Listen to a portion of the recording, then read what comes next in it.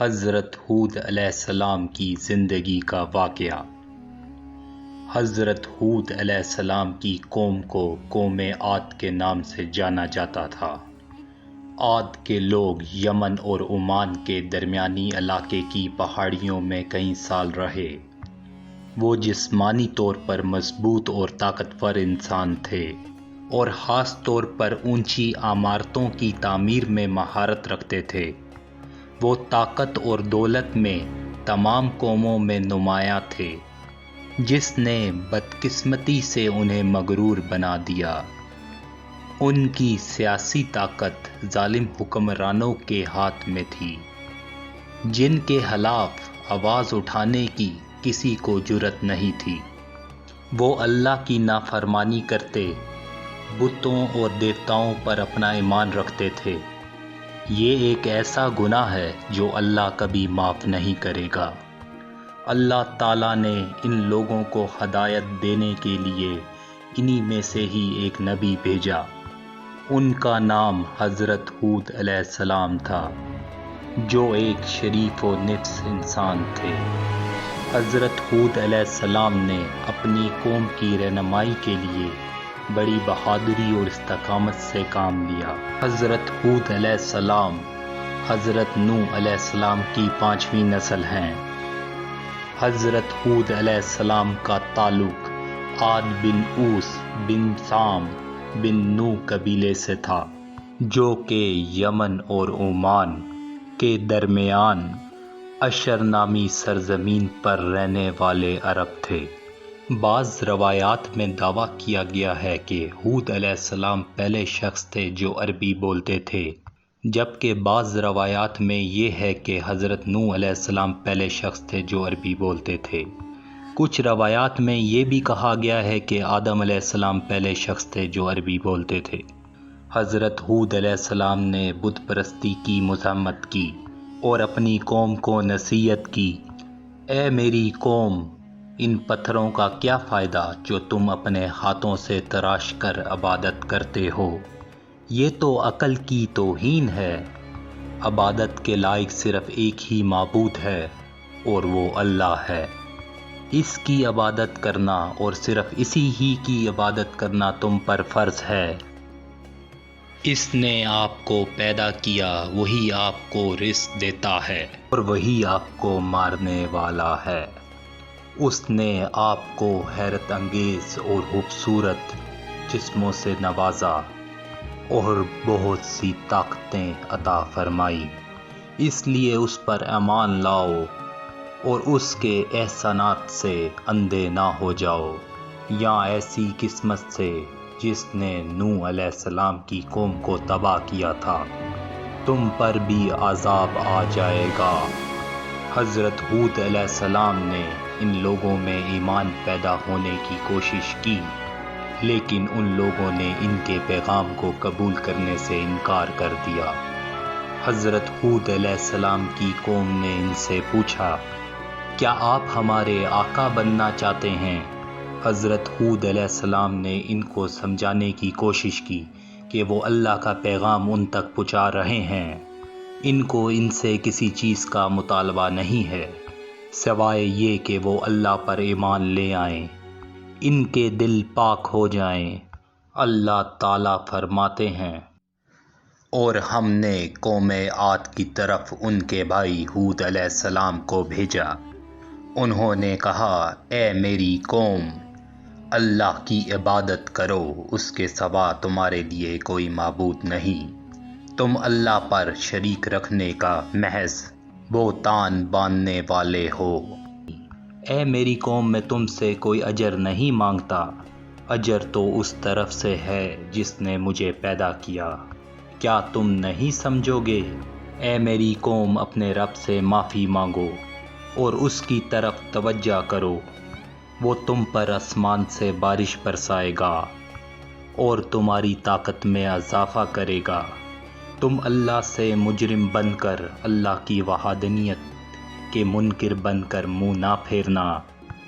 انہوں نے کہا، اے ہود، آپ ہمارے پاس کوئی دلیل نہیں لائے، ہم آپ کے کہنے پر اپنے معبودوں کو نہیں چھوڑیں گے، ہم آپ کو ماننے والے نہیں ہیں۔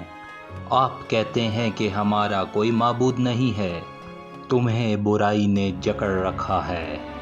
حضرت ہود علیہ السلام نے کہا، میں اللہ کو گواہ بناتا ہوں اور تمہیں گواہ بناتا ہوں کہ میں اس سے بری ہوں جن کو تم اس کے ساتھ شریک ٹھہراتے ہو، پس تم سب میرے خلاف سازش کرو اور مجھے مہلت نہ دو۔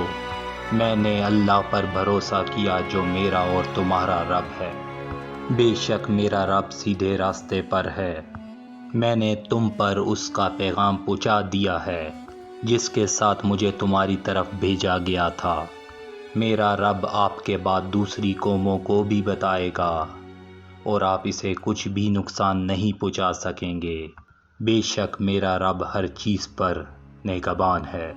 حضرت ہود علیہ السلام نے اللہ کی نعمتیں انہیں بتانے کی کوشش کی کہ کس طرح اللہ تعالیٰ نے انہیں نوح کا جانشین بنایا، کہ کس طرح اللہ نے انہیں طاقت بخشی اور کس طرح اللہ تعالیٰ نے مٹی کو زندہ کرنے کے لیے بارش بھیجی۔ حضرت ہود علیہ السلام کی قوم زمین میں سب سے زیادہ طاقت رکھنے والی تھی، جن کا انہیں غرور تھا۔ انہوں نے حضرت ہود علیہ السلام سے بحث کی۔ انہوں نے پوچھا، اے ہود، کیا تم کہتے ہو کہ ہم مر جائیں گے اور مٹی ہو جائیں گے اور پھر دوبارہ زندہ کیے جائیں گے؟ حضرت ہود علیہ السلام نے فرمایا، ہاں، تم قیامت کے دن واپس آؤ گے اور تم میں سے ہر ایک سے پوچھا جائے گا کہ تم نے کیا کیا۔ آخری بیان کے بعد کہکوں کی گونج سنائی دی۔ کتنے عجیب ہیں ہود کے دعوے۔ ان کا دعویٰ تھا کہ جب انسان مر جاتا ہے تو اس کا جسم وہ سیدھا ہو کر مٹی میں تبدیل ہو جاتا ہے۔ یہ اپنی اصل حالت میں واپس کیسے آ سکتے ہیں؟ پھر قیامت کی کیا اہمیت ہے؟ مردے کیوں زندہ ہوں گے؟ ان تمام سوالات کو حضرت ہود علیہ السلام نے صبر سے قبول کیا۔ اس کے بعد انہوں نے قیامت کے بارے میں اپنی قوم سے خطاب کیا۔ انہوں نے وضاحت کی کہ قیامت کے دن پر یقین اللہ کے انصاف کے لیے ضروری ہے۔ انہیں وہی بات سکھائی گئی جو ہر نبی نے اس کے بارے میں سکھائی۔ حضرت ہود علیہ السلام نے وضاحت کی کہ انصاف کا تقاضا ہے کہ قیامت کا دن ہو، کیونکہ زندگی میں ہمیشہ اچھائی کی فتح نہیں ہوتی، کبھی کبھی برائی اچھائی پر حاوی ہو جاتی ہے۔ کیا ایسے جرائم کی سزا نہیں ملنی چاہیے؟ اگر ہم فرض کر لیں کہ قیامت کا دن نہیں ہے تو بہت بڑا ظلم ہو جائے گا، لیکن اللہ تعالیٰ نے اپنی ذات پر یا اپنی رعایت پر ظلم کرنے سے منع فرمایا ہے، لہذا روز جزا کا وجود ہمارے اعمال کا حساب لینے اور ان پر جزا یا سزا پانے کا دن اللہ تعالیٰ کے عدل کی وسعت کو ظاہر کرتا ہے۔ حضرت ہود علیہ السلام نے ان تمام چیزوں کے بارے میں بات کی۔ انہوں نے سن لیا لیکن ان کا انکار کیا۔ اللہ تعالیٰ قیامت کے دن کے بارے میں اپنی قوم کا رویہ بیان کرتے ہیں، اور اس کی قوم کے وہ سردار بولے جنہوں نے کفر کیا اور آخرت کی ملاقات کو جھٹلایا، اور ہم نے انہیں دنیا کی زندگی میں خوشحالی عطا فرمائی۔ بولے، یہ تو تمہارے جیسا ہی ایک آدمی ہے، جو تم کھاتے ہو اسی میں سے یہ کھاتا ہے، اور جو تم پیتے ہو اسی میں سے یہ پیتا ہے، اور اگر تم کسی اپنے جیسے آدمی کی اطاعت کرو گے جب تو تم ضرور خسارہ پانے والے ہوگے۔ کیا تمہیں یہ وعدہ دیتا ہے کہ تم جب مر جاؤ گے اور مٹی اور ہڈیاں ہو جاؤ گے، اس کے بعد پھر تم نکالے جاؤ گے؟ جو وعدہ تم سے کیا جا رہا ہے وہ بہت دور ہے، وہ بہت دور ہے۔ زندگی تو صرف ہماری دنیا کی زندگی ہے، ہم مرتے ہیں اور جیتے ہیں، اور ہم اٹھائے جانے والے نہیں ہیں۔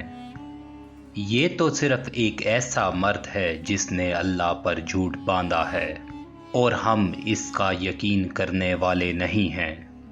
قوم ہود کے سرداروں نے پوچھا، کیا یہ عجیب بات نہیں ہے کہ اللہ ہم میں سے کسی کو اپنا پیغام پہنچانے کے لیے چن لیتا؟ حضرت ہود علیہ السلام نے جواب دیا، اس میں کیا عجیب بات ہے؟ اللہ چاہتا ہے کہ آپ کو سیدھی راہ دکھائے، اس لیے اللہ تعالیٰ نے مجھے بھیجا ہے۔ نوح کا سیلاب اور اس کا قصہ آپ سے زیادہ دور نہیں ہے، اس لیے جو کچھ ہوا اسے مت بھولنا۔ کافر تباہ ہو گئے، چاہے وہ کتنے بھی مضبوط کیوں نہ ہوں۔ کون ہمیں تباہ کرنے والا ہے ہود؟ سرداروں نے پوچھا۔ اللہ، ہود نے جواب دیا۔ حضرت ہود علیہ السلام نے فرمایا، جن بتوں کی تم پوجا کرتے ہو وہی تمہاری تباہی کا باعث بنیں گے، کیونکہ صرف اللہ ہی لوگوں کو بچاتا ہے۔ اس زمین پہ کوئی اور طاقت کسی کو فائدہ یا نقصان نہیں پہنچا سکتی۔ حضرت ہود علیہ السلام اور ان کی قوم کے درمیان کشمکش جاری رہی۔ سال گزرتے گئے اور وہ مزید مغرور، جابر اور نافرمان ہو گئے۔ مزید وقت گزرتا گیا، انہوں نے حضرت ہود علیہ السلام پر ایک پاگل ہونے کا الزام لگانا شروع کیا۔ ایک دن انہوں نے حضرت ہود علیہ السلام سے کہا کہ اب ہم تیری ڈھونگی کا راز سمجھ گئے ہیں، تو نے ہمارے معبودوں کی توہین کی ہے، انہوں نے تجھے نقصان پہنچایا، اس لیے تو پاگل ہو گیا ہے۔ اللہ تعالیٰ نے قرآن مجید میں ان کے الفاظوں کو دہرایا ہے، اے ہود، آپ ہمارے پاس کوئی دلیل نہیں لائے اور ہم آپ کے کہنے پر اپنے معبودوں کو نہیں چھوڑیں گے اور ہم آپ کو ماننے والے نہیں ہیں۔ ہم تو صرف یہ کہتے ہیں کہ ہمارے کسی معبود نے تم پر کوئی برائی پہنچا دی ہے۔ حضرت ہود علیہ السلام نے فرمایا، میں اللہ کو گواہ بناتا ہوں اور تم سب کو بھی گواہ بناتا ہوں کہ میں ان سب سے بیزار ہوں جنہیں تم اللہ کے سوا اس کا شریک ٹھہراتے ہو۔ حضرت ہود علیہ السلام کے پاس اللہ کی طرف رجوع کرنے کے علاوہ کوئی دوسرا راستہ نہیں تھا۔ حضرت ہود علیہ السلام نے اعلان کیا کہ میں اللہ کو گواہ بناتا ہوں اور تمہیں گواہ بناتا ہوں کہ میں ان چیزوں سے بری ہوں جنہیں تم ان کے ساتھ شریک ٹھہراتے ہو، لہٰذا تم سب میرے خلاف سازش کرو اور مجھے مہلت نہ دو۔ میرا بھروسہ اللہ پر ہے جو میرا اور تمہارا رب ہے، بے شک میرا رب سیدھے راستے پر ہے، پس اگر تم منہ پھیر لو، میں نے وہ پیغام پہنچا دیا ہے جس کے ساتھ میں تمہاری طرف بھیجا گیا تھا۔ میرا رب تمہاری جگہ دوسری قوموں کو بنائے گا اور تم اسے کوئی نقصان نہیں پہنچا سکو گے۔ اس طرح حضرت ہود علیہ السلام نے ان کو اور ان کے معبودوں کو ترک کر دیا اور اس اللہ پر انحصار کیا جس نے اسے پیدا کیا تھا۔ حضرت ہود علیہ السلام نے جان لیا کہ ان کی قوم کے کافروں پر عذاب نازل ہوگا۔ یہ زندگی کے قوانین میں سے ایک ہے، اللہ کافروں کو سزا دیتا ہے، چاہے وہ کتنے ہی امیر، ظالم یا طاقتور کیوں نہ ہوں۔ ہود اور ان کی قوم اللہ کے وعدے کے انتظار میں تھی۔ خشک سالی پورے ملک میں پھیل گئی کیونکہ آسمان نے مزید بارش نہیں بھیجی۔ سورج آگ جیسی گرمی برسانے لگا۔ حضرت ہود علیہ السلام کے لوگ جلدی سے ان کے پاس آئے اور پوچھا، یہ کیا ہو رہا ہے؟ حضرت ہود علیہ السلام نے جواب دیا، اللہ تم سے ناراض ہے، اگر تم اس پر ایمان لاؤ گے تو وہ تم پر نعمتیں نازل فرمائے گا اور بارش برسائے گا اور تم اس سے بھی زیادہ طاقتور ہو جاؤ گے۔ انہوں نے اس کا مذاق اڑایا اور ہود کی تعلیمات کو رد کیا۔ خشک سالی بڑھ گئی، درخت دور ہو گئے اور پودے مر گئے۔ ایک دن آیا جب انہوں نے آسمان کو بادلوں سے بھرا پایا۔ حضرت ہود علیہ السلام کی قوم خوش ہو گئی۔ جب وہ اپنے خیموں سے باہر نکلے، یہ پکارتے ہوئے، یہ بادل جو ہمیں بارش دے گا۔ موسم اچانک خشک اور گرم، جلنے سے سخت سردی میں بدل گیا۔ ہوا چلنے لگی جس نے ہر چیز کو ہلا کر رکھ دیا۔ ہوا دن کے بعد دن اور رات کے بعد رات بڑھتی گئی۔ حضرت ہود علیہ السلام کی قوم بھاگنے لگی۔ وہ چھپنے کے لیے اپنے اپنے خیموں کی طرف بھاگے، لیکن آندھی مضبوط ہو گئی، ان کے خیموں کو جڑوں سے اکھاڑ دیا۔ وہ کپڑے کے غلافوں کے نیچے چھپے، لیکن آندھی مضبوط ہوتی گئی اور غلاف کو پھاڑ گئی۔ ان کے لباس اور جلد کو آندھی نے کاٹ دیا، ان کے جسم کے سوراخوں میں گھس کر انہیں تباہ کر دیا۔ یہ طوفان 8 دن 7 راتوں تک چلتا رہا۔ اللہ تعالیٰ کا ارشاد ہے، پھر جب انہوں نے اسے یعنی عذاب کو بادل کی صورت میں پھیلا ہوا اپنی وادیوں کی طرف آتے ہوئے دیکھا تو کہنے لگے، یہ ہمیں بارش دینے والا بادل ہے۔ کہا گیا کہ نہیں، بلکہ یہ تو وہ ہے جس کی تم نے جلدی مچائی تھی۔ یہ ایک آندھی ہے جس میں دردناک عذاب ہے۔ یہ اپنے رب کے حکم سے ہر چیز کو تباہ کر دیتی ہے۔ تو صبح کو ان کی ایسی حالت تھی کہ ان کے خالی مکان ہی نظر آ رہے تھے۔ ہم مجرموں کو ایسی ہی سزا دیتے ہیں۔ اللہ تعالیٰ نے اسے یوں بیان کیا، اور عاد کے لوگ تو وہ نہایت سخت گرجتی آندھی سے ہلاک کیے گئے۔ اللہ نے وہ آندھی ان پر لگاتار 7 راتیں اور 8 دن پوری قوت کے ساتھ مسلط کر دی، تو تم ان لوگوں کو ان دنوں اور راتوں میں یوں پچھاڑے ہوئے دیکھتے ہو، گویا کہ وہ گری ہوئی کھجوروں کے سوکھے ہوئے تنے ہیں۔ صرف حضرت ہود علیہ السلام اور ان کے پیروکار محفوظ رہے۔ انہوں نے حضرموت کی طرف ہجرت کی اور وہاں امن کے ساتھ رہنے لگے اور اللہ کی عبادت کرتے رہے جو کہ ان کا حقیقی رب ہے۔